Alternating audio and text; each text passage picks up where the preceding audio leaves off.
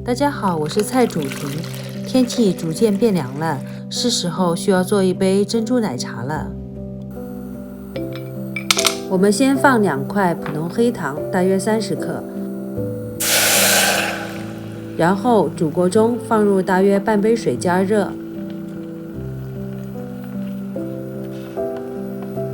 加热需要用筷子不停地搅拌，主要是加速黑糖溶解到水中，其次也不能让黑糖汁煮干掉。在煮沸黑糖完全融化后，我们加入100克的木薯粉，一边缓缓倒入，一边继续用筷子不停地快速搅拌，这样做出来的面团就不会太干。在木薯粉稍微吸收了黑糖之后，我们可以把剩余没倒入的木薯粉一起加进去，继续搅拌。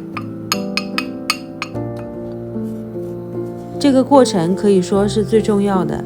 珍珠奶茶的核心在于珍珠，而这个步骤是直接决定珍珠的质量，所以耐心点。搅拌中如果觉得有点干，稍微点一点水，雨露均沾就行，不能倒入大量水，不然面团做的就很稀，没有弹性。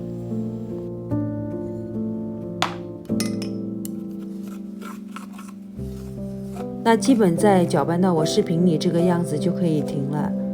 把所有的面团和在一起取出来，取出来后我们再撒入面粉继续揉搓，还是需要耐心，大概要揉搓面团5分钟后才会成型。这个和珍珠的过程有点和做饺子包子相似，所以说我们中国饮食文化互通有无，饮料和面食也能融合。最后和到我手上这个程度就可以了，一个超级巨无霸珍珠就成型了。巨无霸珍珠有了后，那下面就要把它变成若干个小珍珠了。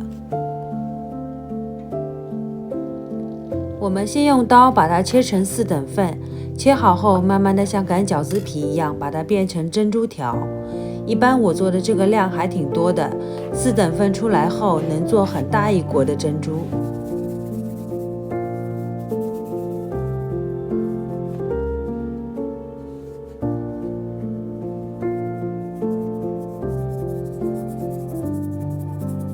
准备一个放入木薯粉的盘子装珍珠，用刀切开很多小珍珠。这个时候需要我们继续用手把小珍珠揉成圆圆的形状，又是一个耐心活。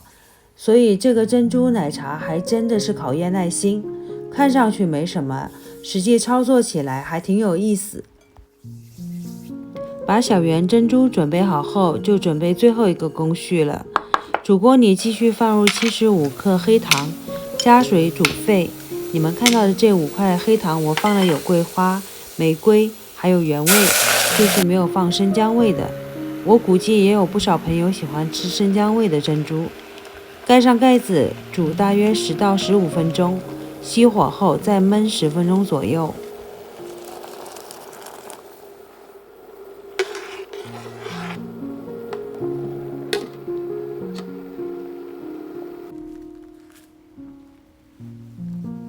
在珍珠出锅前夕，我们把红茶准备好，4个茶包热水泡好备用。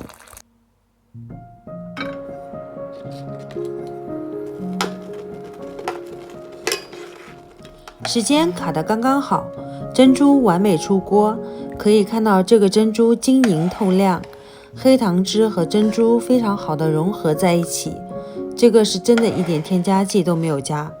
如果不是泡奶茶，单独舀上一碗吃都可以，口感有点像低配版小元宵的感觉。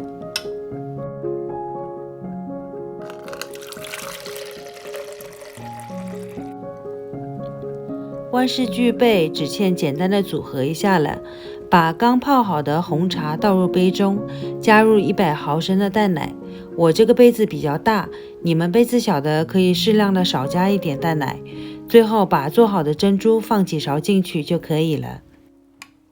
这杯奶茶是我做给放学的小朋友喝的，在我看来，只要是用心做的东西，孩子们吃起来我都会发自内心的满足。